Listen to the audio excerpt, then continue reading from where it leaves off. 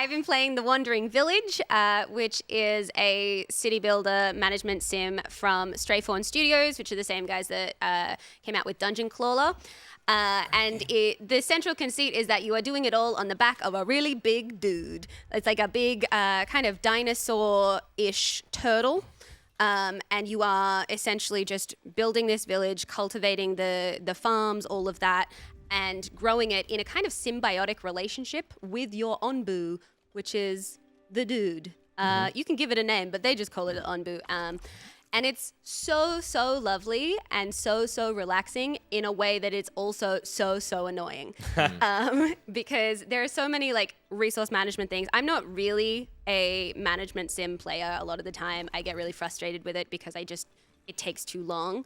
But I've been really enjoying this because of that symbiotic relationship, because the Onbu is just constantly like walking around and exploring new biomes. There's like some threats in terms of like poisons and spore, and there is an element of story. It's not what I would call particularly story heavy. It's really like focusing in on the management side of things. But what I do love is that when any of the villagers annoy you, you can research to unlock something to put them in the trebuchet to feed your Onbu. And you can sacrifice a villager when they're being annoying, and boy, are they annoying sometimes. So it's really very fun. It's actually been in early access for a long time. I think about 5 years of development in early access at this point, and it came out with 1.0 on, July 17th/18th, depending on which time zone you're in. And I've been playing it for the last couple of days, and it has just been tickling my brain in that really satisfying kind of way. But cool. I will say, those villagers be so dumb. It's very funny to me to have like villagers that are annoying and dumb, and your option is, oh, you haven't complained? You are stupid? How about ye be supper for the beast?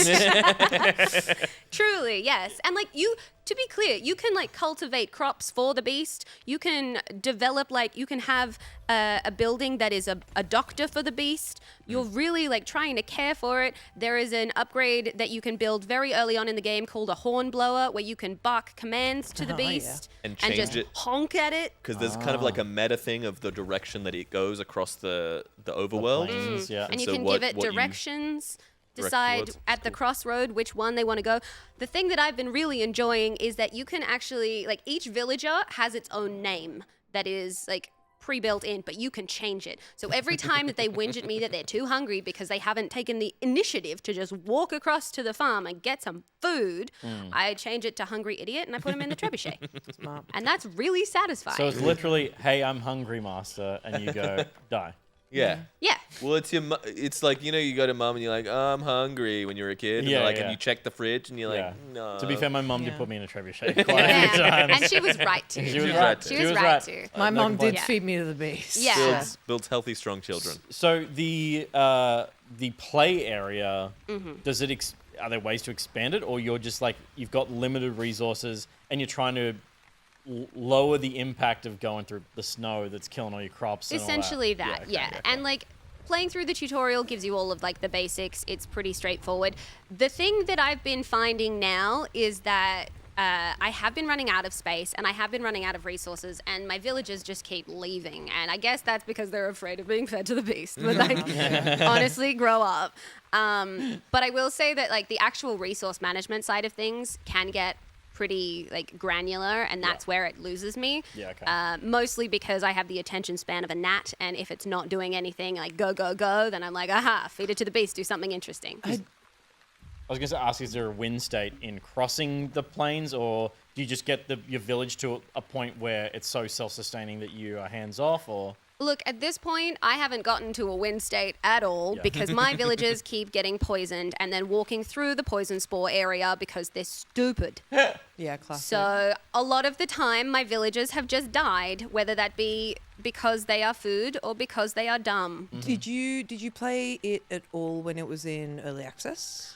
A long time ago, and I barely like skimmed the surface. I kind of like went in to look at it. I was like, aha, cool. And then that was about it.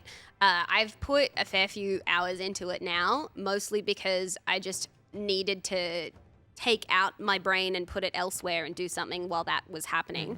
And I think there is technically like an end game, like a win state that you can get to. I just haven't gotten to it yet. Maybe because I keep killing them. But that also seems like the point of the game, and you wouldn't be doing that in your first few runs of exploring things and for sure. And like the research tree that you can unlock further, like buildings and expansions, is actually super expansive. And honestly, it's gotten to a point where I'm like barely halfway through that tree because I keep having to like put my research facility on pause while they do other so you things, can build more like trebuchets. building more trebuchets and communicating with the ones that Onbu. displease I me. do think it is also very cute though, because there's a little log on the bottom corner where as you communicate to your Onbu, it kind of communicates back in a sense where it's like, you've asked it to eat, and he tells you no, and it's disgruntled, and it'll say your Onbu is kind of frustrated with you. And it's like, well, I'm feeding you.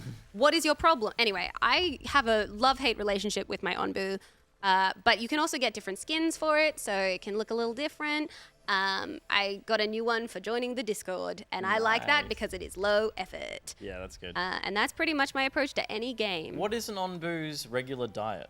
Mushrooms. And Okay. stupid And villains. stupid idiots. Yeah, well, I was just gonna ask, is it a bit Yes. upset that you're like, is it like a whale where it accidentally gets a human in its mouth? It's like, No. Or it's like, hey, could you please feed me a smart guy? yeah, no, Yeah. it's These guys only taste so dummies. dumb. Dummies Yeah. forever. Done stringy because of the hunger. It's dummies forever. No, very early on, you can create a building that is a mycologist to help produce more mushrooms to feed your Onbu in the well, if you don't want to feed your villagers, because they kind of do need to do stuff. Yeah. And you can pick up nomads and grow as you go, but at the rate that I'm killing villagers, I need more nomads to just show up. yeah.